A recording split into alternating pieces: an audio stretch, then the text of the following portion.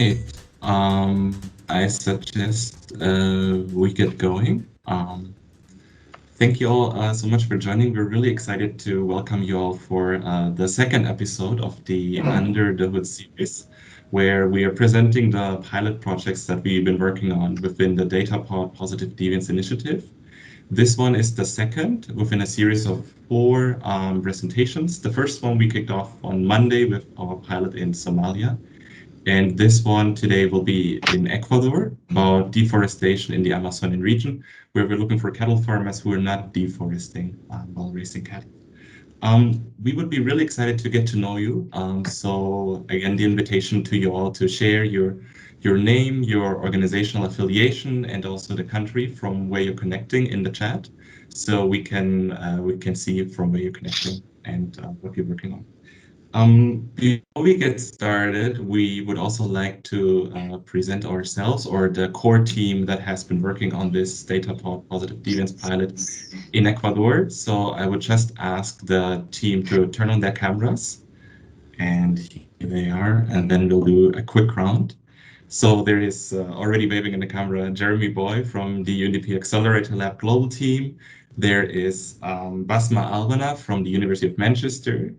There is Andreas Pavelke, who is our core consultant for the Data-Powered Positive Deviance initiative. There is Paulina Jimenez and Ana Grijalva from the UNDP Accelerator Lab team in Ecuador. And there is Michelle Carolina Solis from GIZ Ecuador. And me, myself, I'm Andreas Glücker. I'm working for the GIZ Data Lab and really excited to have you all here. Two more points before I hand it over to Andreas. We will be recording this event, and we will also try to translate the main parts in the chat in Spanish. And then I'll hand it over to Andreas. Yeah, thanks, Andreas. From Andreas. Andreas, we know that's a bit confusing at times also for ourselves. I should say a few words about the DPPD initiative before I hand it over to Basma to talk about the DPPD method. So just briefly, so as you know by now, DPPD, or Data-Powered Positive Deviance, is both a global initiative and a method that we test and use in different countries and different pilots. So the initiative was set up by the GIZ Data Lab, the UNDP Accelerator Labs network, the University of Manchester Center for Digital Development, and UN Global Pulse Lab Jakarta.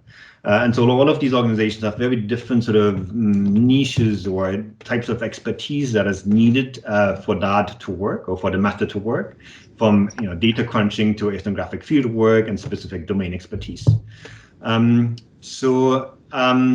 We have a number of pilots across a number of sectors as well. So we're trying to test the method in different settings.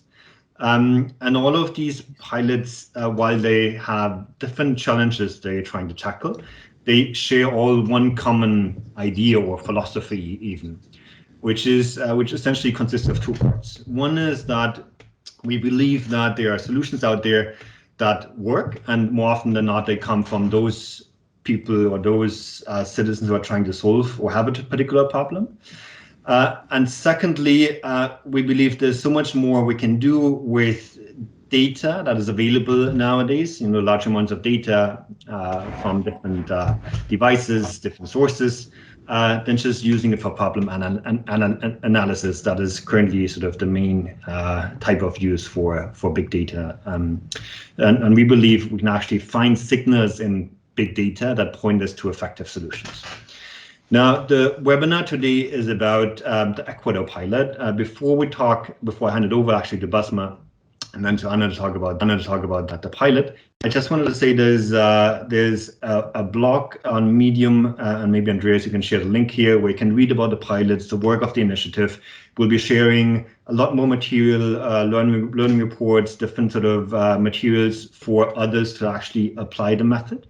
So keep an eye on that, and we're happy to answer any questions if you have on that as well during the webinar, if we have time for that. And there's two more pilots actually next week, and I think Jeremy will say a few more words about that at the end of this webinar. Okay, now I'll hand it over to Basma, and Basma is, just introducing her quickly, Basma is a researcher with the University of Manchester, and she developed the theory behind the DPPD concept together with Richard Heeks. Over to you, Basma.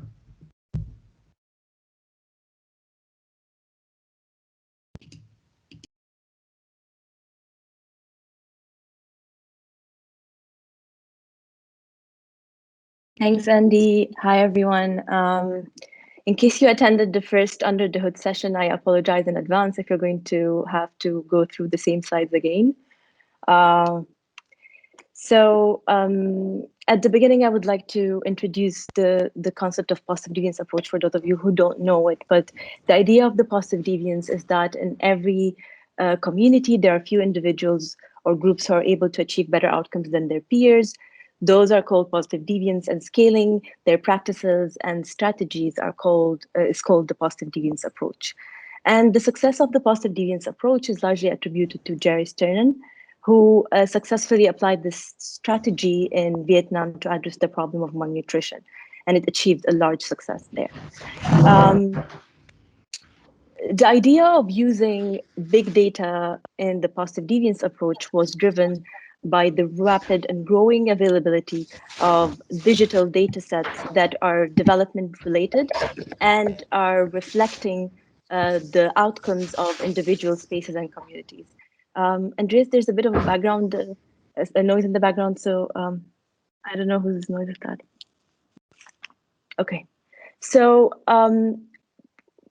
before starting with looking into the data-powered positive deviance method, and it was important to evaluate the promise of using big data and identifying opportunities in the positive deviance approach where big data could be of value, and also understanding the limitation of big data.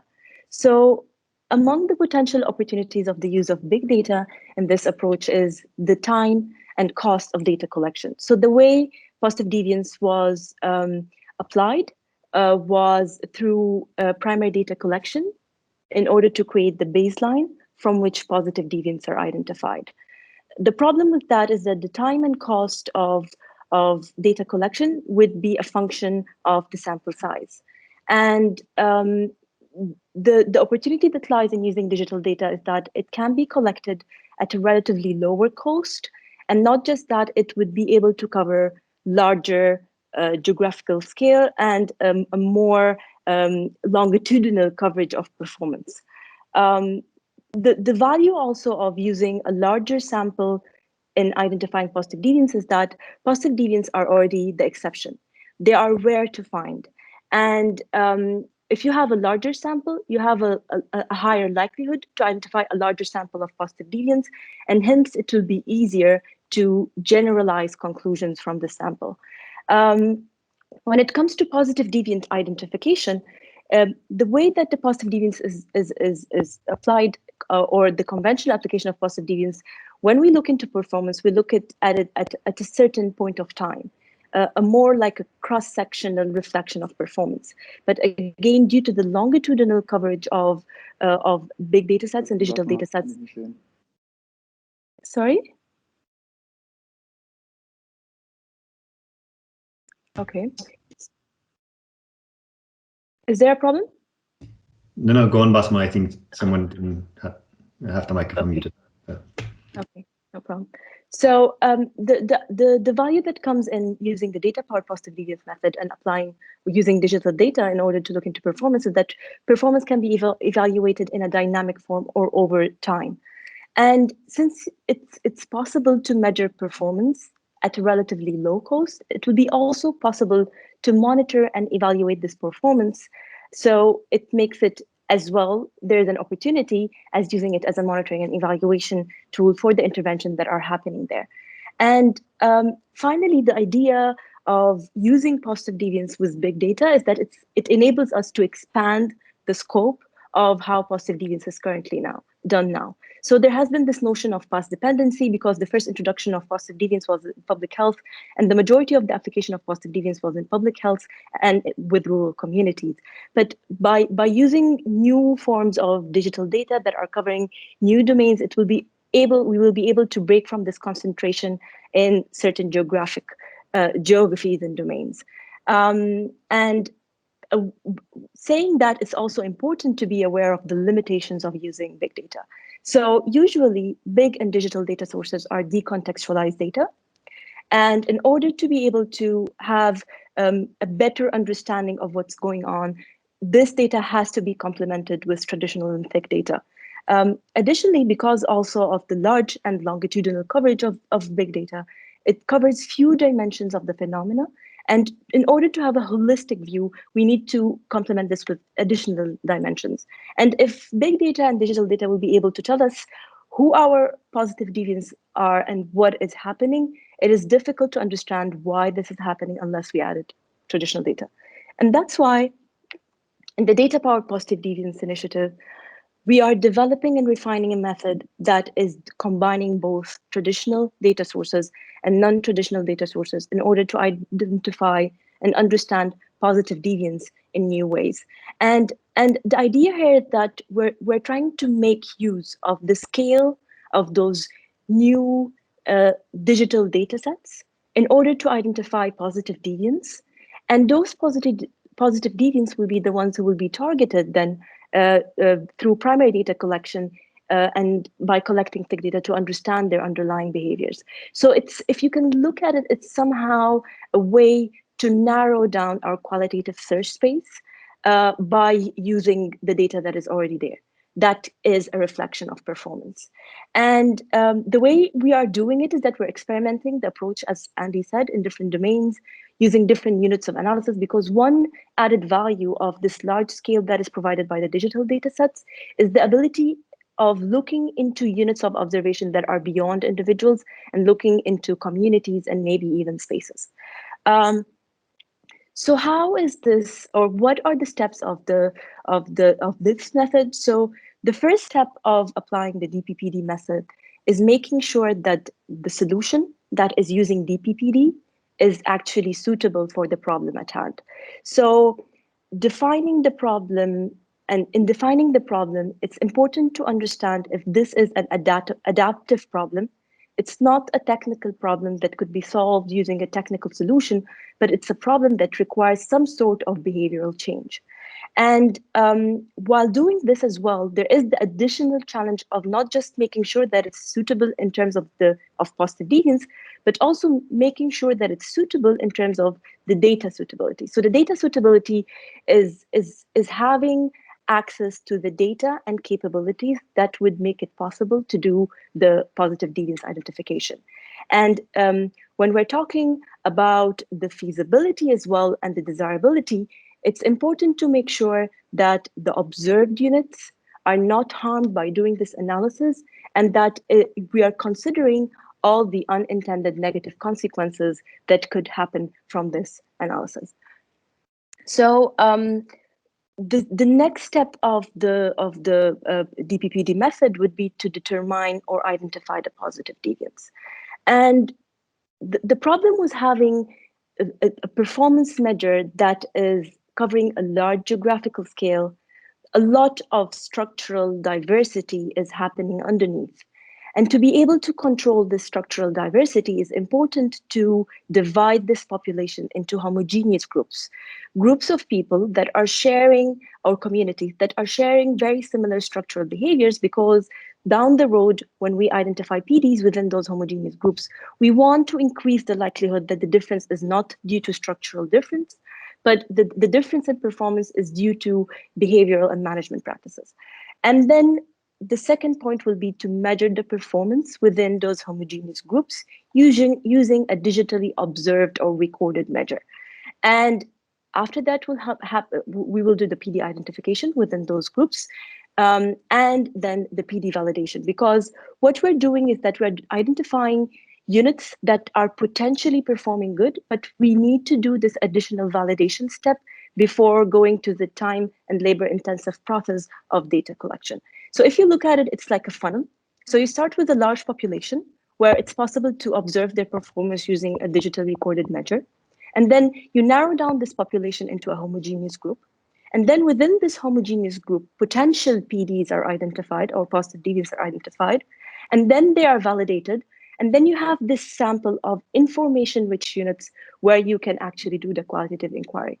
So in terms of sample size, you're having a large sample and ending up with a small sample. And when it comes to the data type, there is an extensive use of non-traditional data at the beginning, but as you go down the funnel, the use of traditional data is more needed and more valuable.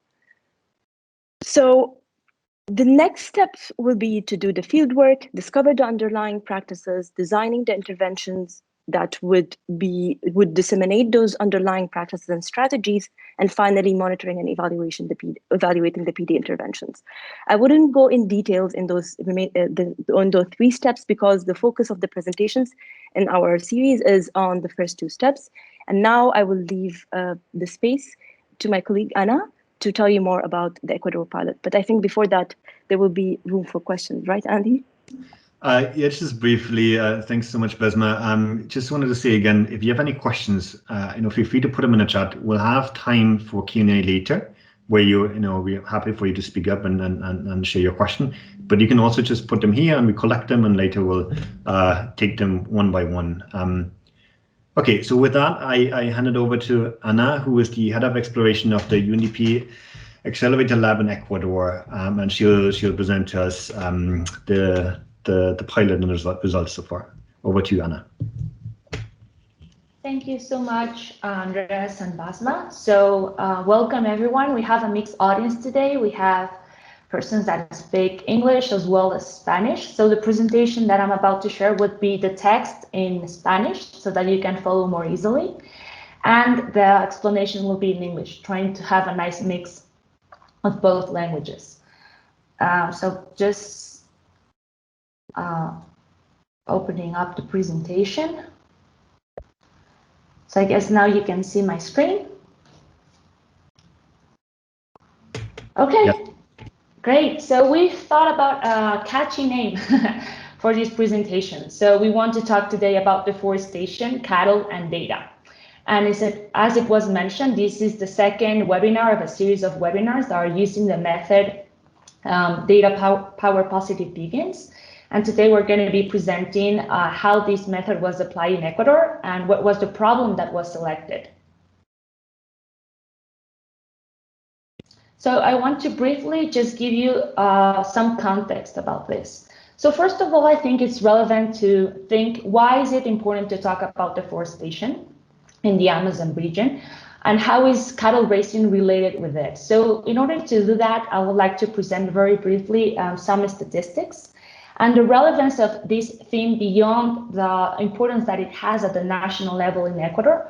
Also relies on the fact that there are more countries in the Latin American region that have a rainforest, and therefore whatever we find on Ecuador is also relevant for those countries in the region. So being said that, 99% of deforestation of the Amazon is caused by agricultural practices. And out of this number of 99, 64% is due to the transformation of forests into grassland. Here is relevant to mention that not all grassland is used for cattle raising. So in some cases it is. In some other cases, it's just like a previous step to clear out the land for a future use, either on other crops or for any other use that the farmer has in terms of the land.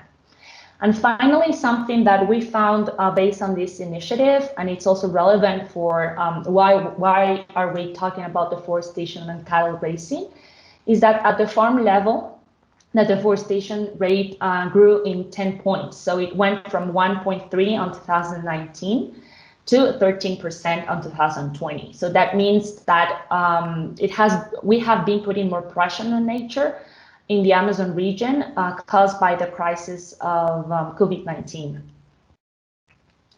So it has already been mentioned, but I just wanted to emphasize that a big part of this work and the success around it is especially the fact that we are collaborating among different institutions. So as it was mentioned, GIZ Data Lab has all the know-how in terms of the methodology. We also have the GIZ team here in Ecuador that has been able, or offer at least, to connect with the people in the field.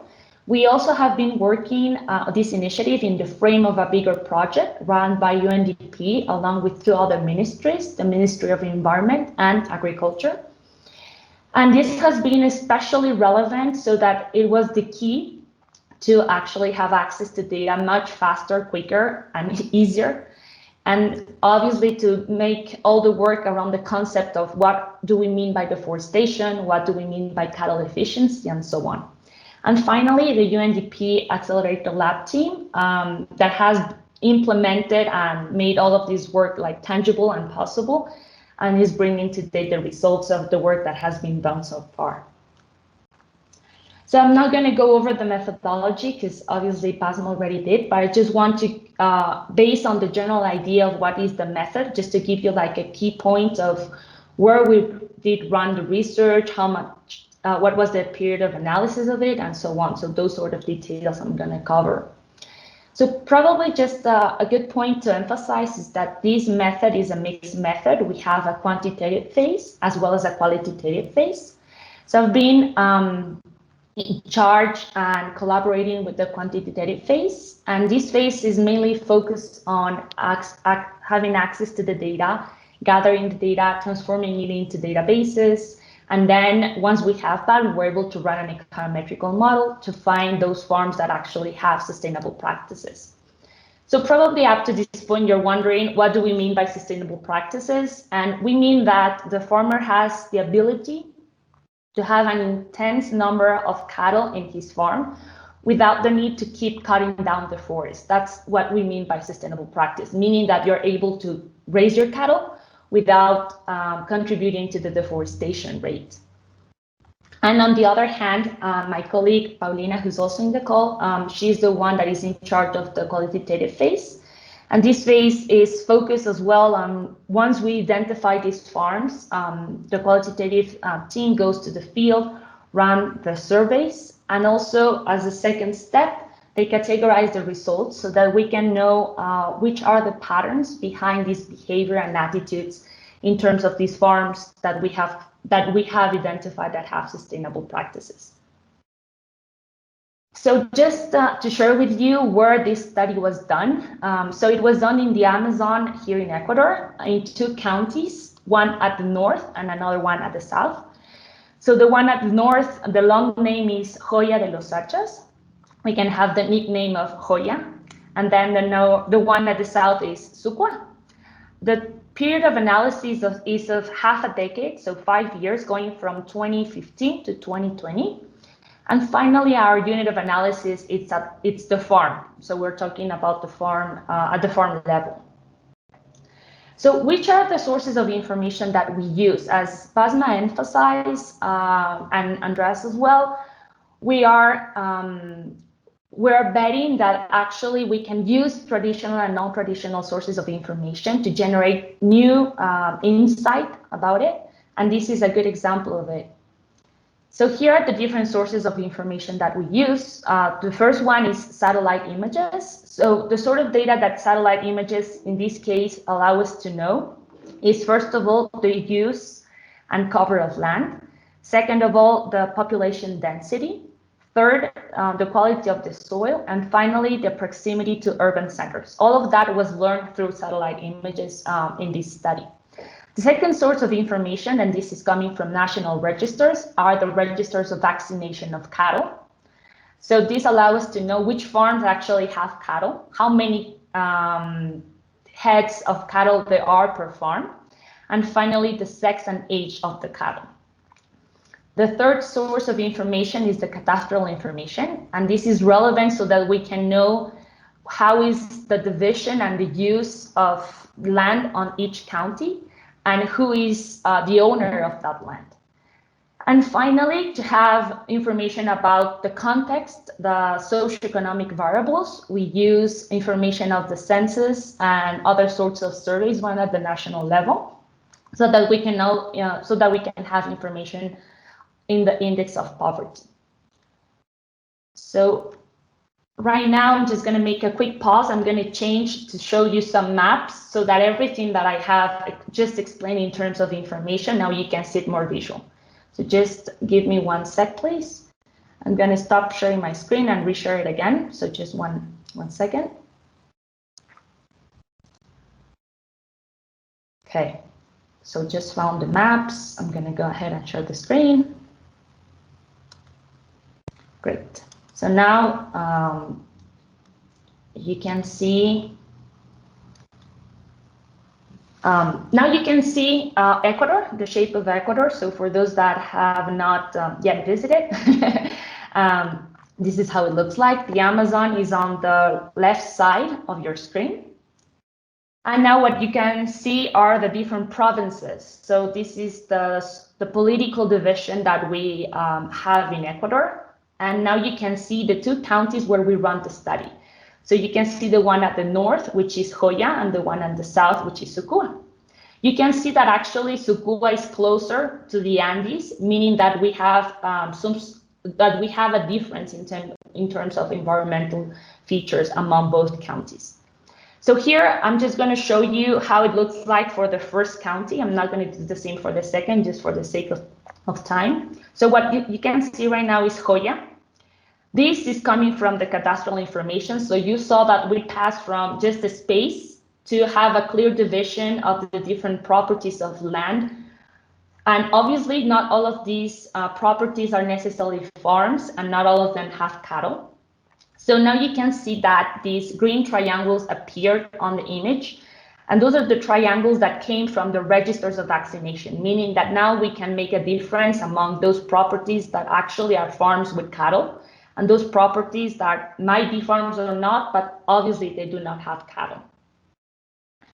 Now, based on the information used from the satellite images, what we did is that we created an interpretation of the land and cover of soil. So what do we mean by that?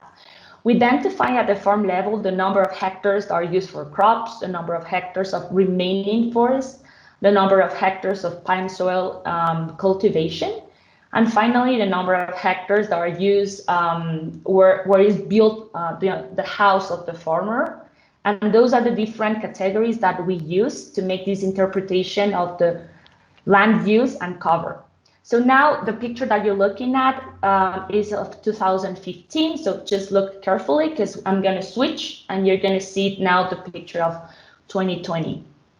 So you can see, probably if you focus your attention on the on the top right corner, that on 2015 we have more of a green area, and then all of a sudden we start seeing this the appearance of these other colors that are orange and lighter green, meaning that we are having crops in that area as well as grassland. So this is how the information that I was just sharing with you looks like on a map, and this is by combining it how we came to know which farms have cattle and how they use the land in a smaller scale. So I'm going to go back to the other presentation. So again, sorry for the switching, just stop sharing for a minute and reshare again. There. So we're back to the other presentation. So I was sharing with you that once we gather all of this information, we created databases, it was important to actually run an econometric analysis. And I'm not gonna get into detail about all the technicism behind this econometric analysis, but I would like to share with you that this is a predictive model. We did run two different models. You can actually see the name of the models here underneath. So a robust FGLS, as well as an diff-in-diff model. And the variables that we included in this model. So probably here would be relevant depending on the background of the audience, just to emphasize that a econometrical model is a statistical tool that allow us to understand the relationship between different variables and phenomena. So here what we're trying to understand is how these variables that we call the independent variables explain the rate of deforestation that we call the dependent variable. So being said that, what you see, sorry, I just went to the next slide. So said that, what we see on the first row is that this is our dependent variable, the one that we want to explain and understand, and this is the rate of deforestation at the farm level. Then we included a different sorts of variables, and I have here put them underneath a bigger group so that you have a sense of the sorts of factors that actually influence deforestation at the farm level. Here probably is important and relevant to mention that deforestation is a very complex phenomenon that is not only caused by decisions at the local level or the farm level or even the county level, but there is also a lot of pressure from at the international level that puts pressure on our natural resources. So we have done our best to include, based on the information that was available from national registers, from satellite images, to come up with this model. But obviously there are many factors that are extremely relevant and make a big difference in terms of deforestation that were not able to be included in the model. First, because we do not have information about it.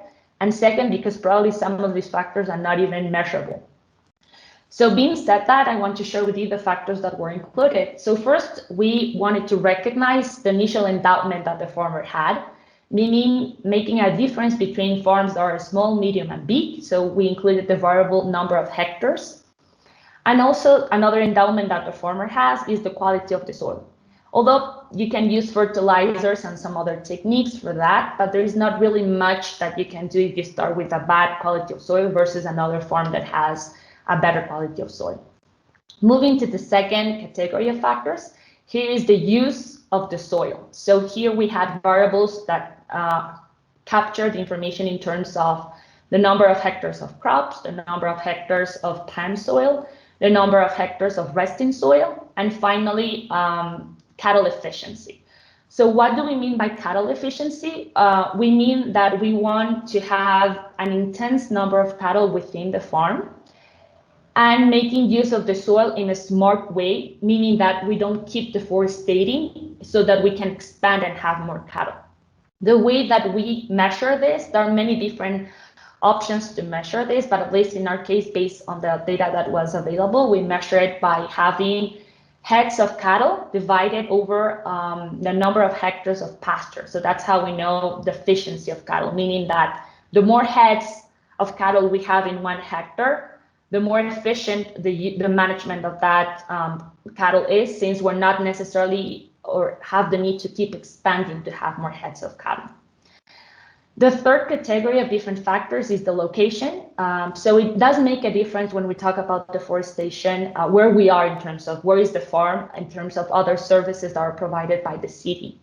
So here we have the proximity to to health centers, as well as another variable that captures 2 sorts of information in one. Proximity to roads, and roads we have like different categories, the ones that are like primary roads, bigger, more number of lanes versus the secondary ones, as well as to the access to agricultural infrastructure. And finally, our last group of variables would be underneath the socioeconomic characteristics, and here we have the density of the population and the index of poverty. So everything that I have shared with you right now was based on the conceptualization on how, like, which sorts of factors make a difference in terms of deforestation. Do we have information to include them in the model? And once we resolve all of these questions, well, we end up including all of these variables in these 2 different models that I just mentioned. So here, I guess, comes the more exciting part, which is we have heard a lot about these positive deviants. Where are they and how we identify them? So in our case, because we had information for 5 years, we were able to actually build not just one big category of positive deviants, but actually a few categories of positive deviants. So I just want to share with you very briefly how we identify them, and then how we categorize them as either one category or the other. So first of all, I'm gonna talk about these 3 categories that you can see on the left side of the screen. So I'm gonna talk about strict positive deviants. These are the names that we came up with. Positive deviants that become, and no longer positive deviants. And how we identify these farms. So what we did is that once we run the econometrical model, we look at the residuals of the model, and the residuals is the difference between the real value of the information that you put in, that is on the database and that you put on the model, minus the value that is actually estimated. So here what you can see on the left top side is just the distribution of these residuals, and what we look at is the 10% that is on the left side. So this 10% is like the top 10%, and all the farms that are in that 10% in, let's say, 2015, they get a number 1. So we created a variable that we can call like the PD variable. And if they're not in that year in that 10%, they get a 0, right? So that is how we created this variable of zeros and ones, meaning that either you were in that top percent in that year or you were not. That's what it means. So actually here, the reason why we focus on having consecutive ones, consecutive zeros, was for the purpose of guaranteeing that that pattern that we were looking at was consistent. So probably I'm not going to go over the whole explanation of how many consecutive ones and zeros, but what I want you to stick with is that how we identify these positive deviance is on a consecutive number of ones, and how we created these ones is because on that year, that farm was on the 10% of that residual distribution. So these three first categories, as their name mentioned, is that we have farms that consistently prove to have ones, so that's why they're strict positive deviance. Those that did not started having ones, but then end up having ones, so the ones that became positive deviance, and finally those that no longer are positive deviance, meaning that they did have ones at the beginning and at the end they stopped having them. And then moving to the two other categories, we also wanted to look at farms that are always on the median, right? That they are like the average farm, sort of saying. So this is why you can look at like the circle that is actually in the middle of this graph of the distribution. And here was the same concept, like we wanted to see farms that we consider them average if they consistently show to be in the median of the distribution.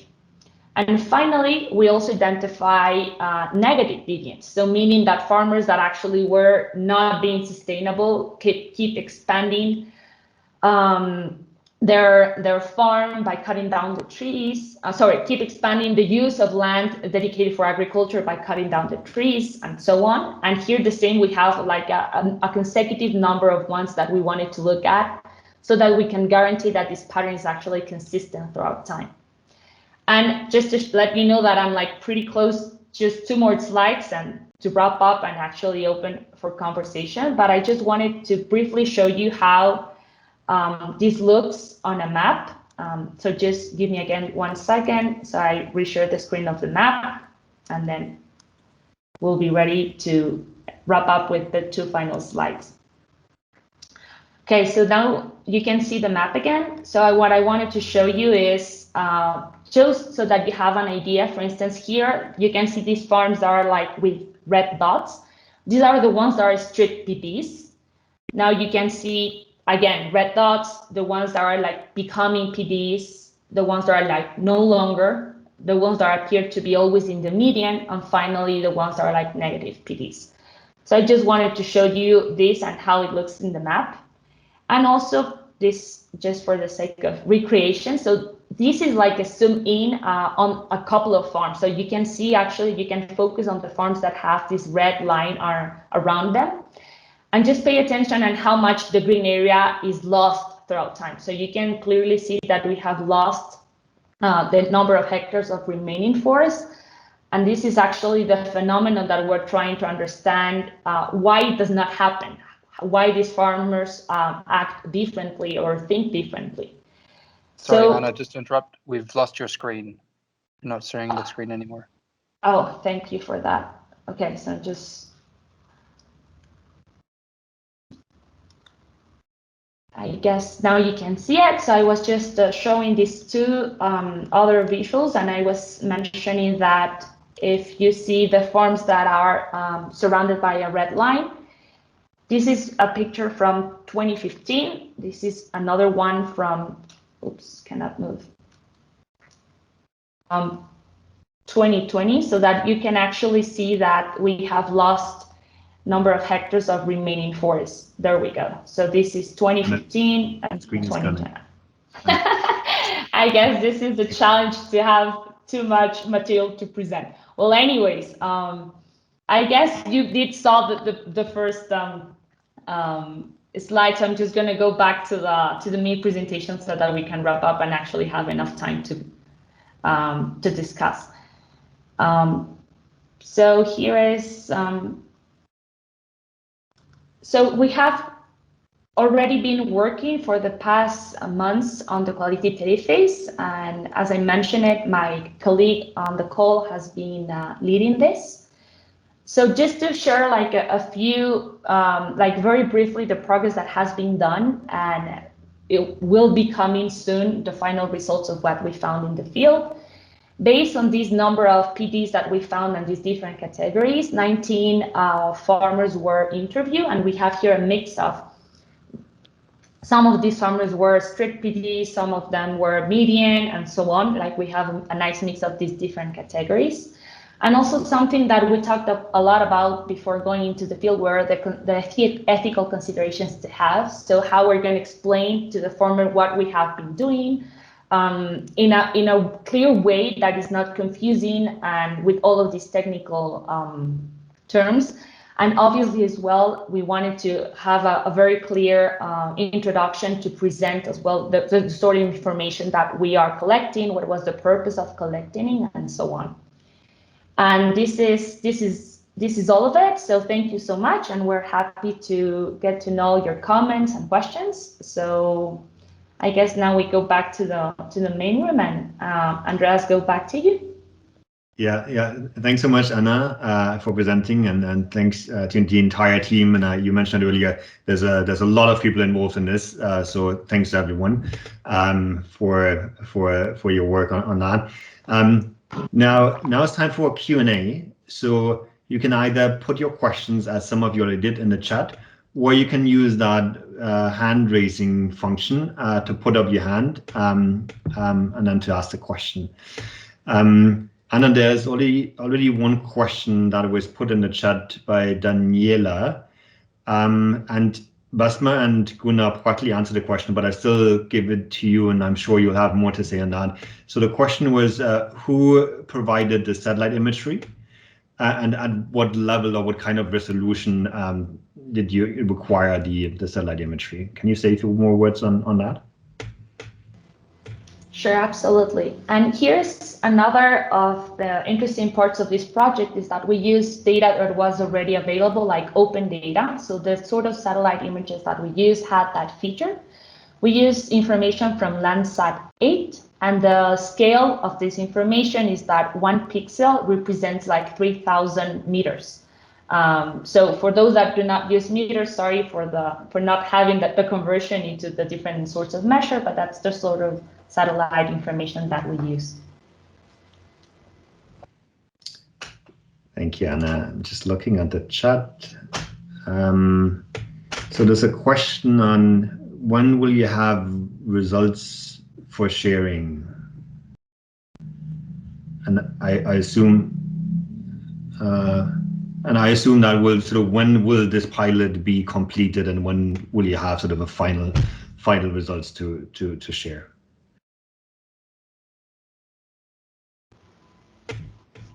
So as I mentioned, we've started already we wrap up the quantitative phase. The results of that phase are already finished. And we just started probably like 3 months ago, the qualitative phase. So I would say that at the latest 3 weeks from now, we will probably have the results of that. And I know as well that there might be like other spaces of diffusion for that information. So just keep tuned so that you can know that in the future. Thank you, Anna. And just quickly building on that question, what do you think might happen with the results, or what do you expect, or what do you like to see happening with the results once you have them? I mean, who would be using them for what purposes? So we have thought about a different set of actors. So first of all, we have, let's say, the national government, so it would be the ministries, as well as the one of environment and agriculture.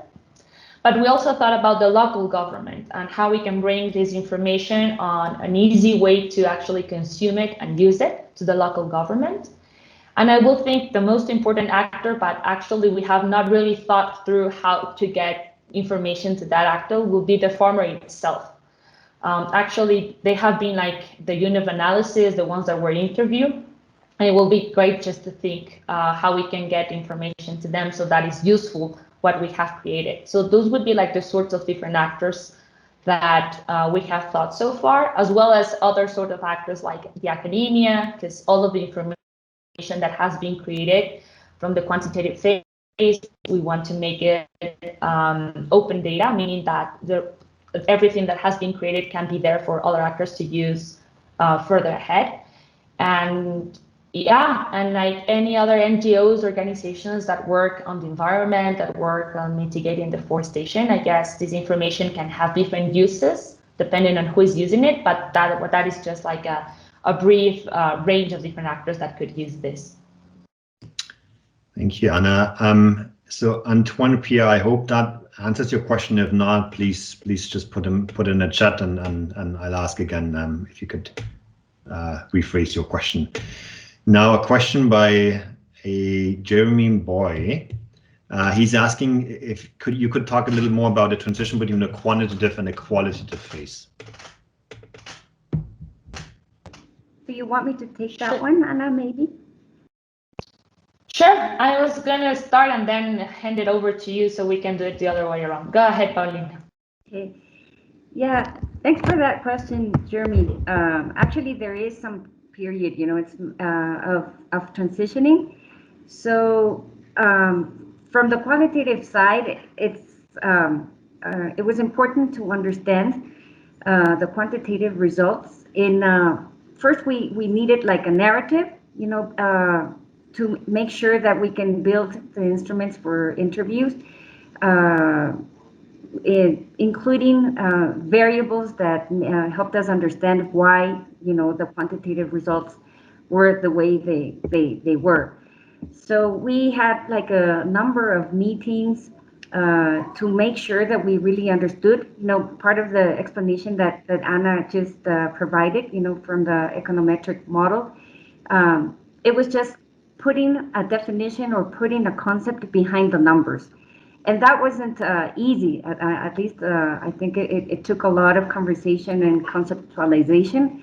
So that was like one thing that we did. And then another thing was we did a lot of data cleaning in the sense that, for example, we considered, we talked in the team, and then we saw that it was important to categorize some of the positive deviants, taking into consideration the last 3 years of deforestation and not just like 3 consecutive years, because sometimes we saw that maybe a farm that was considered a positive deviant had 3 consecutive years, but then the last 2 years had done a lot of deforestation. So it really wasn't, maybe it filled in the category with the zeros and ones, but it really wasn't a positive deviant. So we included this criteria of only considering those with the last 3 consecutive years, and then that required some modification in the results and data cleaning. And then something that was really interesting before going to the field was having like this participatory process with technicians that are more like at a local level, because, for example, just to give you an example, with cattle efficiency, we saw some numbers that were really high, farms that had a cattle efficiency of 10, for example. And also I want to mention, I forgot to say this, and I really want to acknowledge the work of the consultants that we've worked with, and recognize and congratulate the work of Aime Muso, for example, in the qualitative phase. She couldn't join today. She had a health problem. But okay, so this part that I was going to say about the talking to technicians at a local level helped us also understand why we had like this really high cattle efficiency, and then we were able to remove those from the list, which were actually middlemen, intermediaries who don't do cattle farming, but actually invest and buy cows just for a temporary moment and then resell them again. So those were some of the steps in between and before we went into the field and actually, designed the final instrument. So I hope I answered the question, Jeremy. Thank you, Paulina. Anna, do you want to add to that? Otherwise, I would probably ask a follow-up question to Paulina. Yeah, so Paulina, there's a question, there's quite a few questions actually, but there's one that might be linked to that, is how will you actually share the findings from the qualitative assessment, so about the positive deviance that you identified? How do you plan to do that? The question's by Andrea Bina here. So yeah, we plan to have like also a lot of socialization moments. We're going to have a report, and we're going to be trying to understand, for example, classify, what are those factors that are either contextual or they have to do with attitudes and practices that reduce deforestation rates.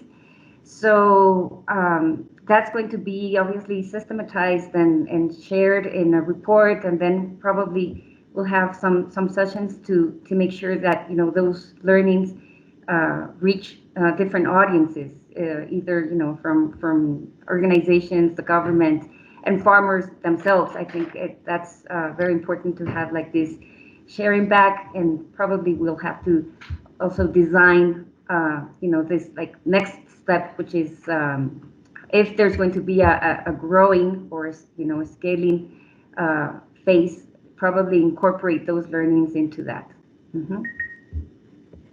Thank you, Paulina, and I hope that Mary, that also answers your question. So maybe Jamie will say if you would at the end of this call, but there will be much more sharing of learnings, materials, and etc. over the next few weeks and months.